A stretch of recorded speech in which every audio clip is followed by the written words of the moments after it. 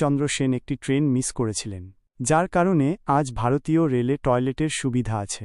তো হয়েছিল কি, বিংশ শতাব্দীর শুরুর দিকে অখিলবাবু ট্রেনে ভ্রমণ করছিলেন, কিন্তু কাঁঠাল খাওয়ার কারণে হঠাৎ তার পেটে ব্যথা শুরু হয়ে যায়। প্রকৃতির ডাকে বাধ্য হয়ে তাকে আহমদপুর স্টেশনে ট্রেন থেকে নামতে হয়, কিন্তু যখন তিনি টয়লেট থেকে ফিরে আসেন ততক্ষণে তার ট্রেনটি চলে গিয়েছিল। এই ঘটনায় ক্ষুব্ধ হয়ে তিনি রেল কর্মকর্তাদের কাছে একটি কড়া চিঠি লেখেন। তিনি বলেন কিভাবে নামার সময় তিনি গার্ডকে অপেক্ষা করতে বলেছিলেন, কিন্তু গার্ড সে কথা ভুলে যান এবং ট্রেনটি তাকে পিছনে ফেলে চলে যায়। তিনি দৌড়ে ট্রেন ধরার চেষ্টা করেছিলেন, যার ফলে তার ধুতি খুলে যায় এবং অনেক লোকের সামনে তাকে অপমানের মুখোমুখি হতে হয়। এই চিঠিতে তিনি হুমকিও দিয়েছিলেন, যদি এই অভিযোগের ওপর কোনো ব্যবস্থা না নেওয়া হয় তাহলে তিনি এই ঘটনাটি সংবাদপত্রে প্রকাশ করবেন। এই হুমকিপূর্ণ চিঠিটি রেলওয়ের কর্মকর্তাকে ভাবতে বাধ্য করে।